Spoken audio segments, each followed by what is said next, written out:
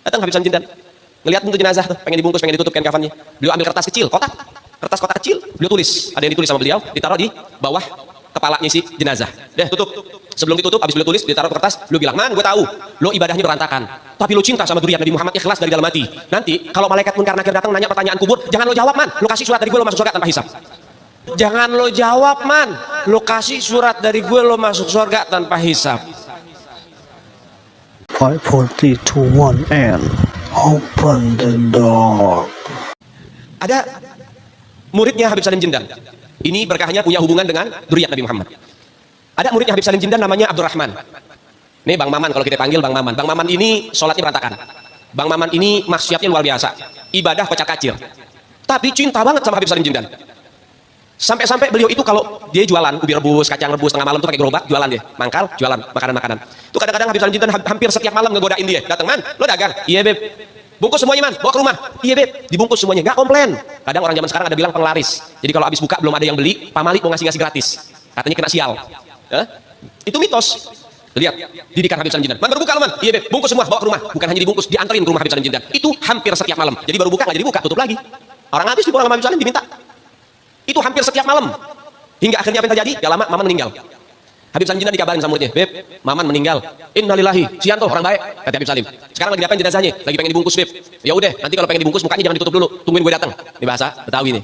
Datang Habib Salim Jindan, ngelihat untuk jenazah tuh, pengen dibungkus, pengen ditutup kain kafannya. Beliau ambil kertas kecil, kertas kotak kecil, beliau tulis, ada yang ditulis sama beliau, ditaruh di bawah kepalanya si jenazah. Deh, tutup.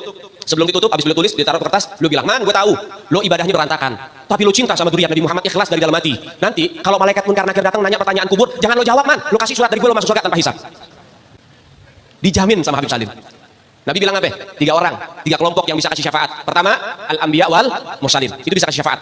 Yang kedua, asyuhada, para syuhada, itu bisa kasih syafaat, tapi punya kuota. Berapa? 70 anggota keluarganya bisa disyafaati oleh orang-orang yang mati syahid. Ini 6 orang, laskar FPI, ya, pecinta Habib Rizik yang wafat, yang meninggal karena dibunuh dengan sadis, nanti dia bakal kasih 70 anggota keluarganya syafaat tuh. Masya Allah.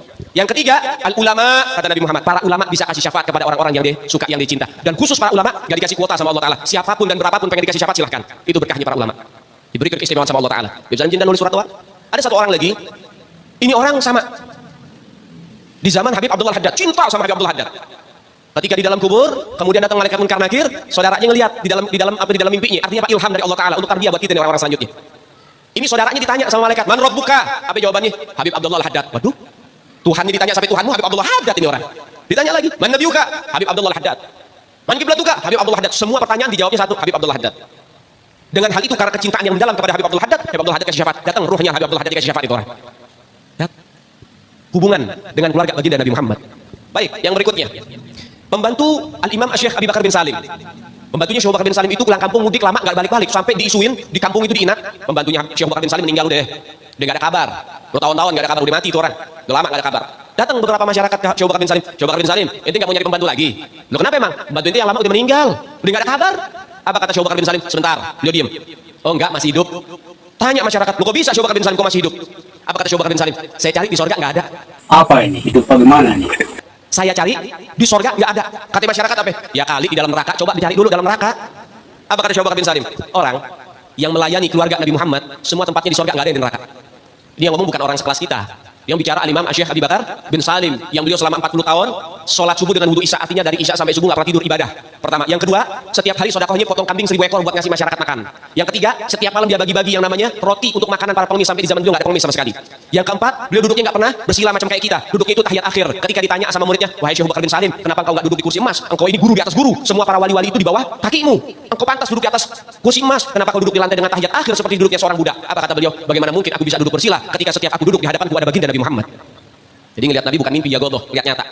Itu Al-Imam Syekh Abi Bakar bin Salim radhiyallahu taala anhu warḍah. Syekh Abu Bakar bin Salim ini yang menurunkan daripada marga Al-Hamid, Habib Umar Al-Hamid bin Jindan, kita orang bin Hafid, Habib Umar bin Hafid, kemudian Al-Muhdhar, Habib Soleh Tanggul, Al-Hamid ya, kemudian Habib Muhammad bin Ahmad. Al-Muhdhar itu keturunan Al-Imam Syekh Abi Bakar bin Salim. Punya anak 13 jadi wali semua. Apa ketawa-tawa apa? Enggak. Cuk, unjaran.